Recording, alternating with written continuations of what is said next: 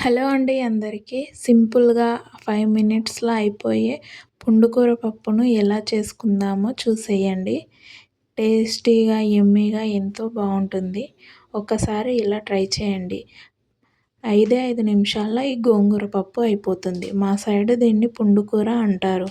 మీ side దీన్ని ఏమంటారో comment చేయండి. అలాగే మీరు కూడా ఒకసారి ఈ పుండుకూర పప్పుని ట్రై చేయండి.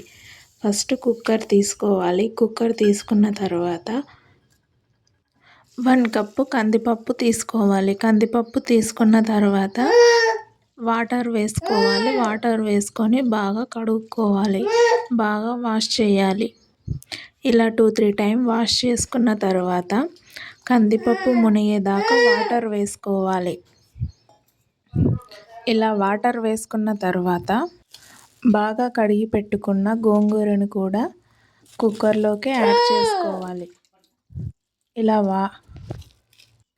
ఇలా గోంగూరను బాగా వాష్ చేసి వేసుకోవాలి. ఎందుకంటే దానిలో బురద, రాళ్ళు, ఇసుక ఇట్లా ఉంటుంది కాబట్టి బాగా వాష్ చేసి వేసుకోవాలి. వేసుకున్న తర్వాత 10-12 దాకా పచ్చిమిర్చిని ఇలా గిల్లుకొని వేసుకోవాలి.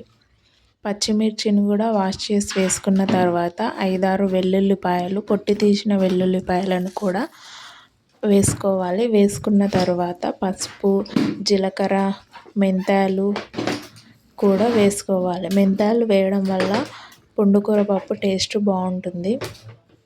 వేసుకున్న తర్వాత 1 టేబుల్ స్పూన్ ఆయిల్ని కూడా వేసుకోవాలి. ఆయిల్ కూడా వేసుకొని కుక్కర్ విజిల్ పెట్టుకోవాలి. కుక్కర్ విజిల్ పెట్టుకున్న తర్వాత స్టవ్ వెలిగించి స్టవ్ పై కుక్కర్ని పెట్టుకోవాలి. ఒక 4-5 విజిల్స్ వచ్చేదాకా పప్పును ఉడికించుకోవాలి. ఉడికించుకున్న తర్వాత కుక్కర్లో గాలి మొత్తం తీసేసి ఇలా కలుపుకోవాలి. ఇలా కలుపుకుంటే ఎంతో మెత్తగా స్మూతీగా ఉడుకుతుంది. ఇలా ఉడికిన దానిలోకి ఒక గిన్నెలోకి తీసుకొని పప్పును బాగా రుబ్బుకోవాలి. ఇలా తీసుకున్న గిన్నెలోకి పప్పును మెత్తగా బాగా రుబ్బుకోవాలి. ఇలా మెత్తగా మెల్లమెల్లగా రుబ్బుకున్న తర్వాత సాల్ట్ని యాడ్ చేసుకోవాలి. ఇక్కడనే టేస్ట్కి తగ్గ సాల్ట్ యాడ్ చేసుకొని అడ్జస్ట్ చేసుకోవాలి. మెత్తగా రుబ్బుకోవాలి పప్పును. ఇలా రుబ్బుకున్న తర్వాత మీరు కావలిస్తే పోపును కూడా పెట్టుకోండి పుండుకూర పప్పులోకి. మేము పోపు లేకుండా ఇలాగే తినేస్తాము.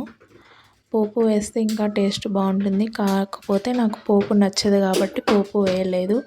మీరు ఇంకా పోపు కూడా వేసుకోండి. ఇలా మెత్తగా రుబ్బుకున్న తర్వాత వేడి వేడి అన్నంలోకి ఈ పుండుకూర పప్పును వేసుకొని తింటే ఎంతో బాగుంటుంది.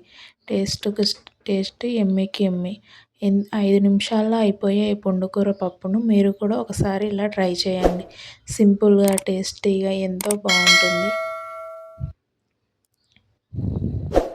చూసారుగా టెక్చర్ కూడా ఎంత బాగుందో. మీకు నా వీడియోలు నచ్చితే లైక్ చేసి సబ్స్క్రైబ్ చేయండి.